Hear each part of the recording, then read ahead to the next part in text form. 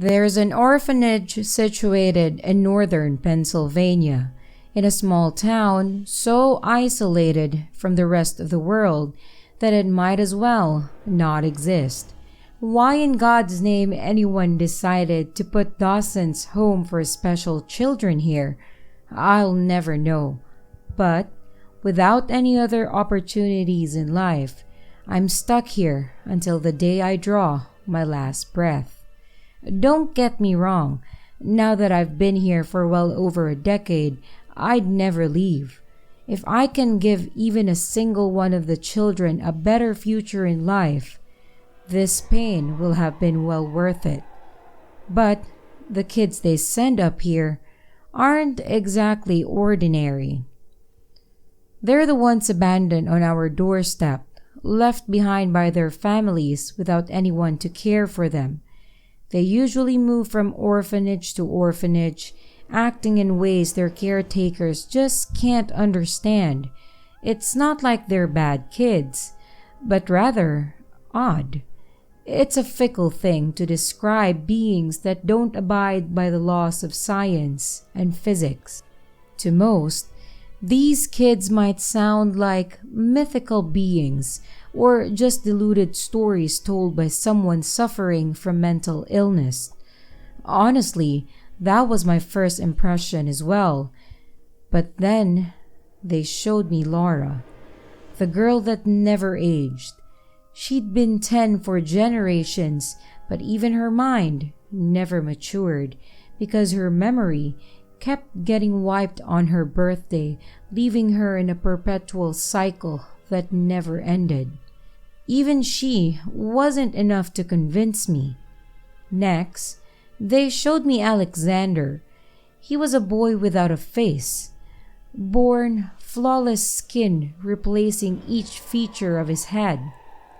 How he could breathe, of how he navigated the house without bumping into each and every wall, was an amazing feat. It was as if he had eyes, a nose, and a mouth, but he couldn't talk. By the time I arrived, he'd already been there for 3 years, unable to effectively communicate with anyone.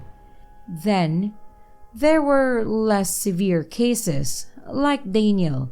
He looked and acted like a normal child, but whenever he fell ill, every single person in the orphanage got infected with the exact same ailment, even if it wasn't infectious. Or James, who just spoke a language no one had ever heard of, incapable of learning anything in English. Not a single one of them were evil, and they sure as hell weren't monsters I'd been led to believe.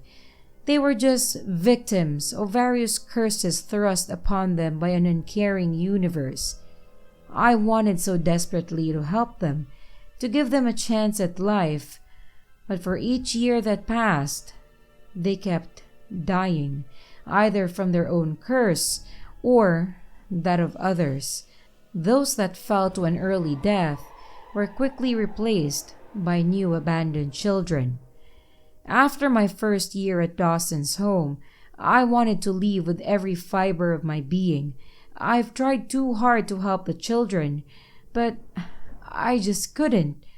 Even though I didn't have enough money for a bus ticket, it had all gone to helping the kids. Still, I needed to get out, to find a new life before I turned suicidal.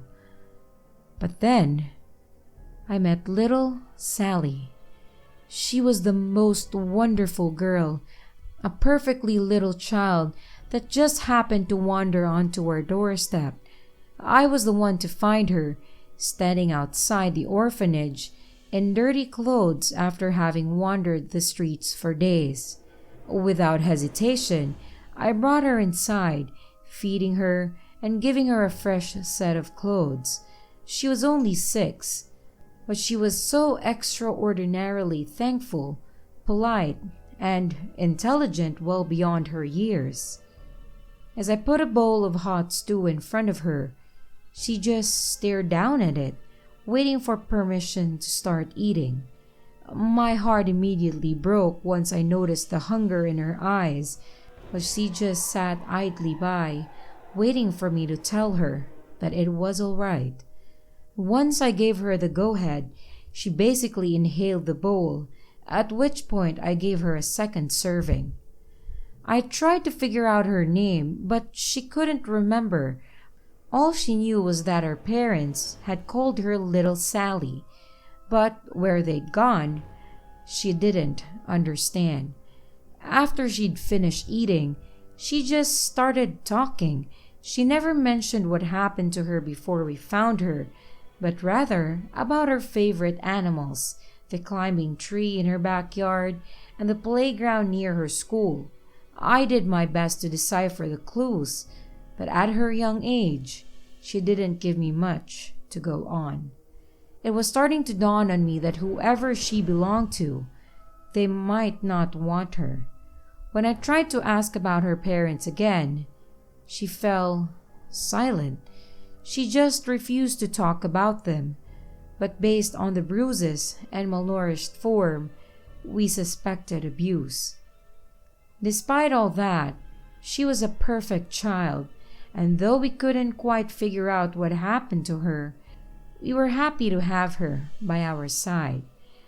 On top of it all, I almost let myself believe she wasn't cursed with strange abilities, at least until the first night she spent at Dawson's.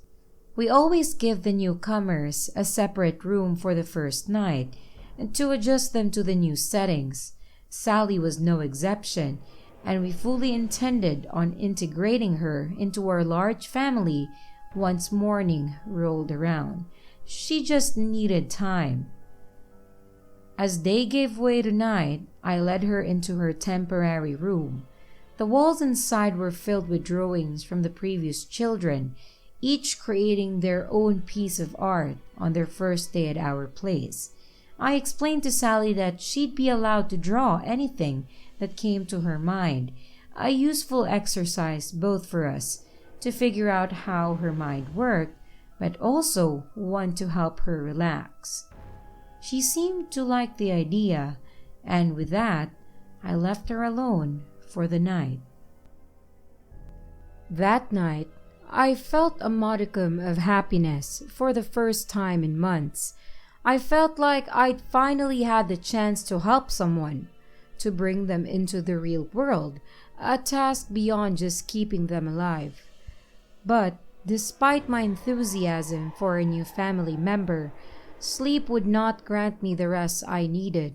My dreams quickly turned to nightmares filled with worry and uncertain pictures of death. I knew the images I saw weren't real, leaving me with a hint of lucidity. Yet, I could not wake until the alarm finally jolted me back to reality. Exhausted, I went to check on Sally to see how she'd fared during her first night. When I opened the door, I was greeted by a full new wall covered in paper. In the span of a single night, she'd produced just under 100 new drawings, and they weren't bad either. Most of them were scenic drawings of the woods, always taking place during the sunset. "Sally, did you do all of this?" I asked in shock. She nodded and gave a gentle smile. "Yeah, I can't sleep." It was an odd answer, because she didn't look tired. She was as fresh as she'd been the night before, and I sat down next to her as she went on to her next drawing of a princess riding a dragon over the treetops. "You like trees, huh?" I asked, not sure what to say. "Mm-hmm," she agreed enthusiastically. Then I turned my question back at her odd lack of rest. "Was something wrong with the room? Was that why you couldn't sleep?" "No, I just can't sleep very much." "What do you mean?" "I don't know. When I sleep, I have really bad dreams. They are even better than the dreams you had."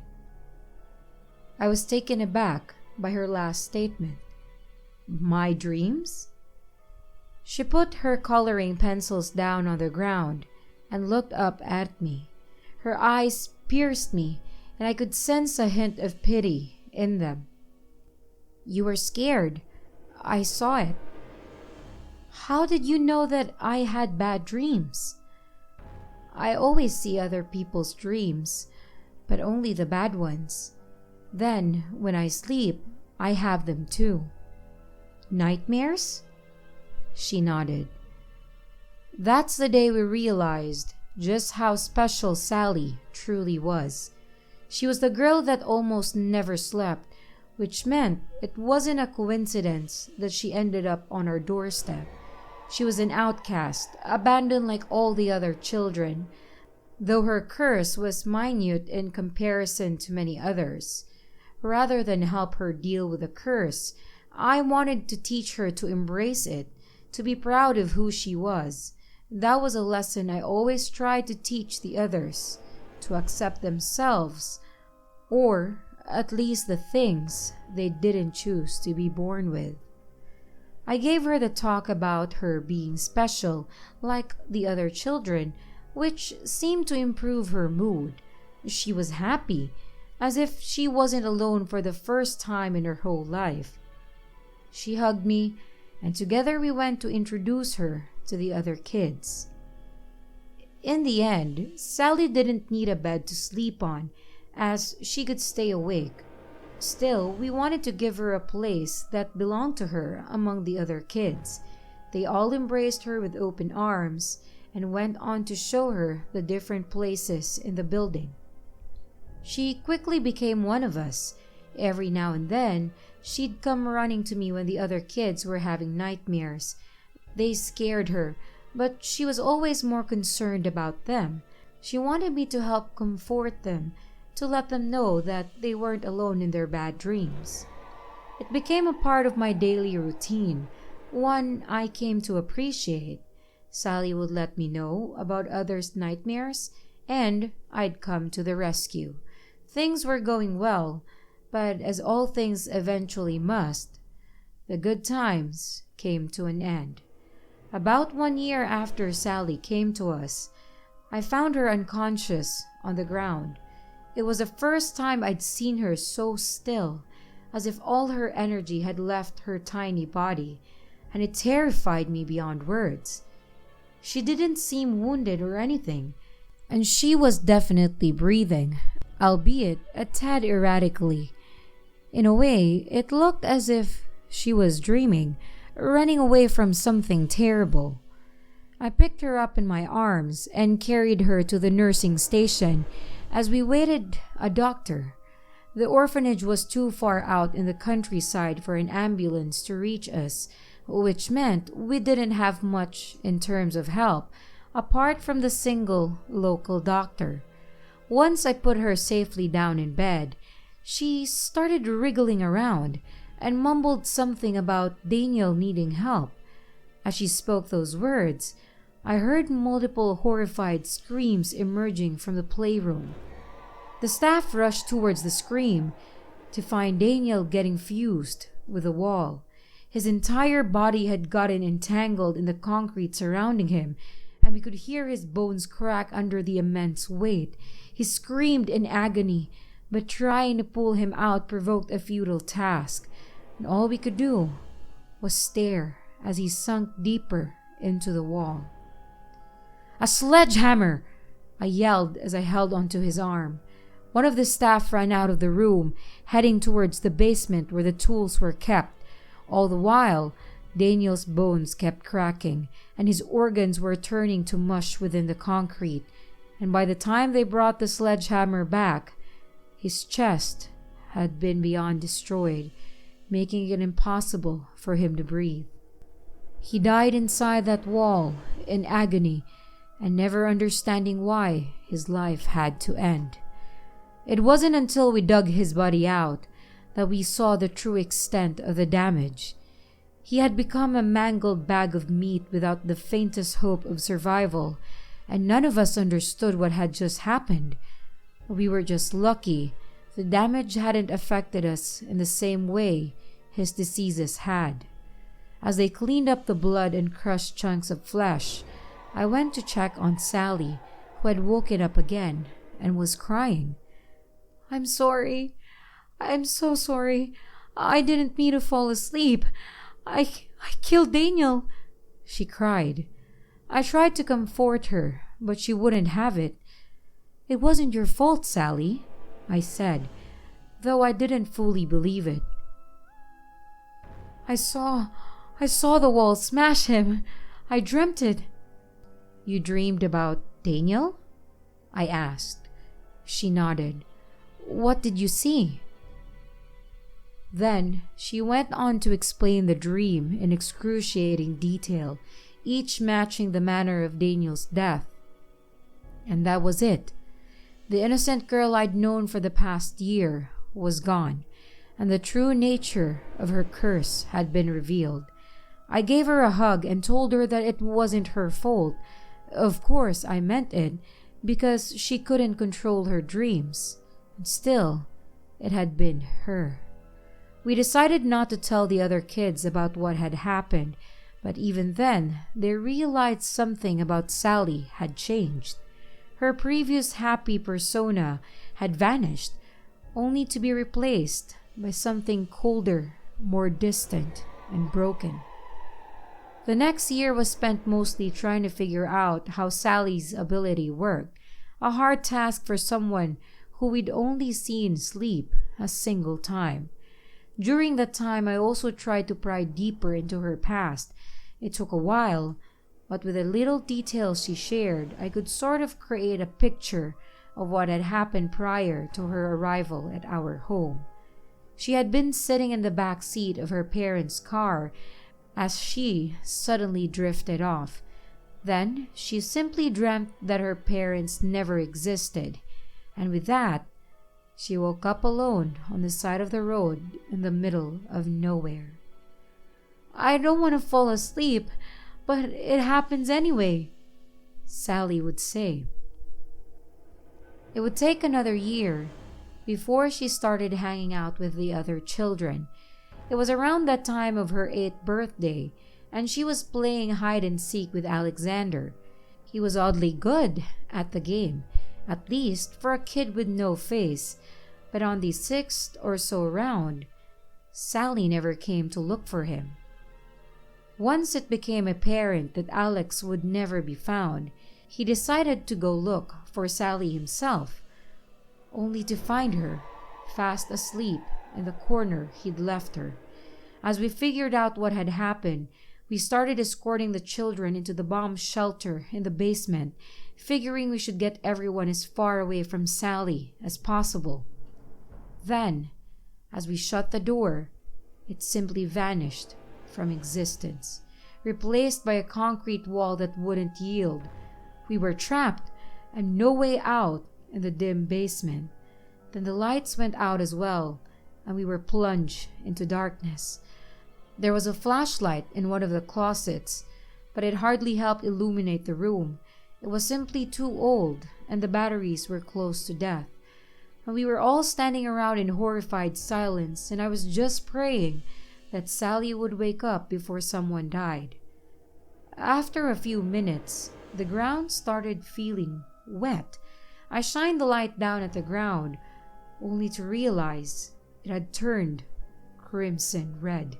The air reeked of metal, and I quickly figured out that we were all standing in a pool of blood that was rising rapidly. The screams the kids let out were heartbreaking, but they were muffled by the thick concrete walls around us, meaning no one on the outside could hear us. Within minutes, it swallowed us. We tried to swim, but moving around in such a thick liquid proved a complicated challenge, and once the blood hit the ceiling, we were all pulled under, unable to breathe. I held my breath for as long as I could, trying to find the children while under, but my eyes were blinded by the blood. I must have lasted 2 minutes before my body gave in, and just as I inhaled a lungful of blood, the entire basement reverted back to its native state, meaning that Sally had finally awoken from her slumber, and the blood vanished in a blink of an eye, and the door reappeared. Once I regained my senses, I looked around at the kids and staff. Most were fine, coughing up chunks of partially coagulated blood. But James wasn't breathing. I rushed to his side, still struggling to catch my breath. Then I started CPR. The others cried as I pushed his chest in, desperately trying to fill my lungs with enough air for the young boy. I felt his ribs crack beneath my hands, but I had to keep going. Then on the third set, he finally coughed up the blood and started breathing on his own. Sally was devastated, but despite the nightmare-inducing event, not a single person had died. That time, though, we couldn't keep Sally's curse a secret. The children put 2 and 2 together, and Sally once again became an outcast, even among her own friends. I decided then that the best way to help Sally would be to help her control her dreams, working on inducing lucid dreaming, reality checks that could help her snap back to reality, and for a few years, it actually worked. Each time Sally would fall asleep, she'd realize what was going on and wake herself up. But on the rare occasion that it wouldn't work, people had a tendency to get seriously wounded. On her 10th birthday, Sally dreamed that the building was on fire. Luckily, everyone got out in time, mostly suffering light burns and some smoke inhalation. And once she woke up, the building was fine, as if the fire never happened. Then a few months later, Sally fell asleep twice in the same day. The first incident took place in the morning during breakfast. She'd created a new entity that she referred to as Mr. Sign. To us, he appeared as a normal middle-aged man in a suit. He sat down with us in the dining hall and made casual conversation. It wasn't until someone asked about the briefcase before the horrors began. It was filled to the brim with human skin. He said he needed it for his home and tried convincing the children to come observe his room of flesh. Once he realized we weren't letting that happen, he just got up and left.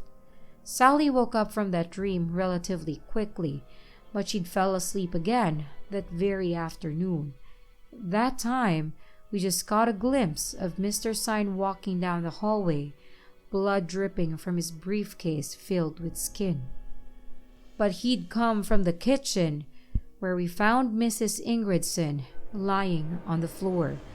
The entirety of her skin was missing, stripped from the underlying flesh. She was still writhed around in pain when we found her, but her body wouldn't last long, and before we could even try to get help, she died from shock. That was the beginning of our living nightmare, because as Sally hit puberty, her slumber increased drastically in frequency. It went from being a once-a-year occurrence to 2, then 3, and before she even hit 14, her dreams had become a bi-monthly occurrence, ones that were wounding or even killing both the staff and children. She knew it herself, that her dreams would inevitably end up killing everyone she loved, and we couldn't deny that fact. But running away wouldn't stop the dreams, neither would locking her up. She tried using different drugs to keep herself awake, but her efforts were all fruitless. Nothing could keep her awake. Eventually, I was hit with the only possible solution available.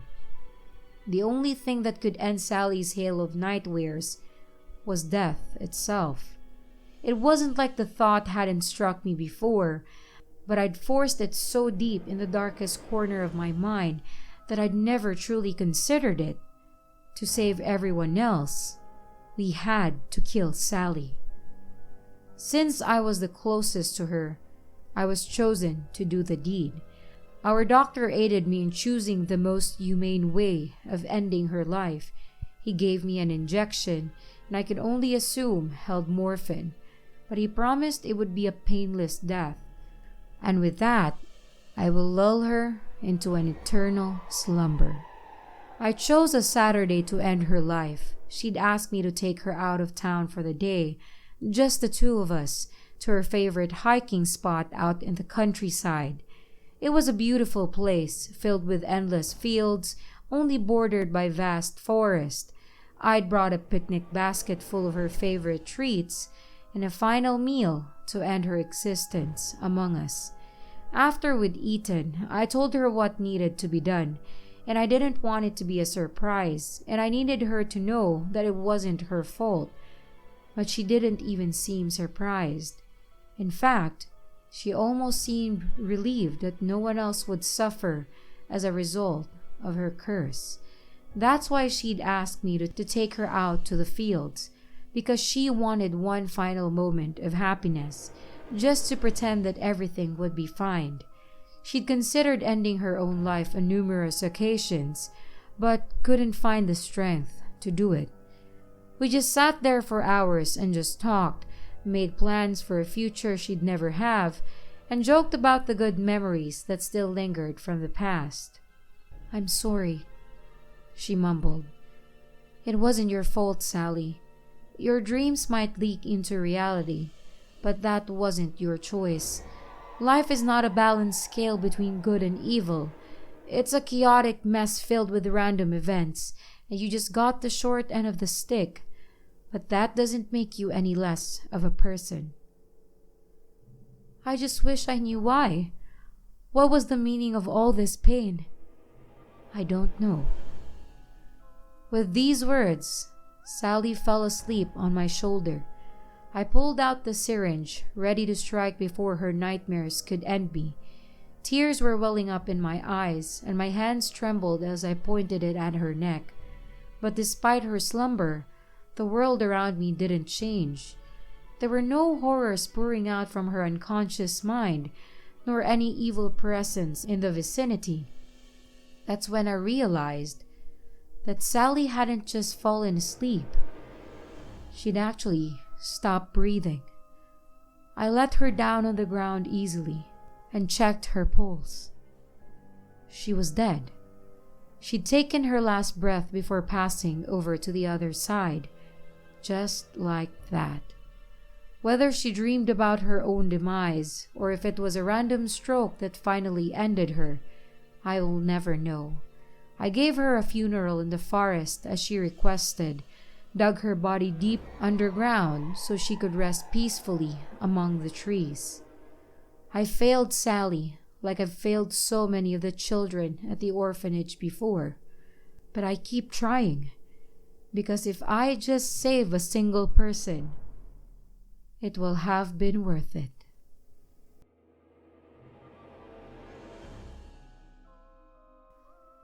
Hi everybody, it's your creepy sister here. Thank you so much for watching the video. I really do appreciate it. And if ever you want to send me a story to read, you can send it to my email, which is in the description of the video. If you want to follow me on my social media, links and information about my Instagram, Twitter, and Facebook pages are in the description too. Also, don't forget to like, comment, and subscribe if you haven't already, and click on that notification bell. Again, thanks for watching.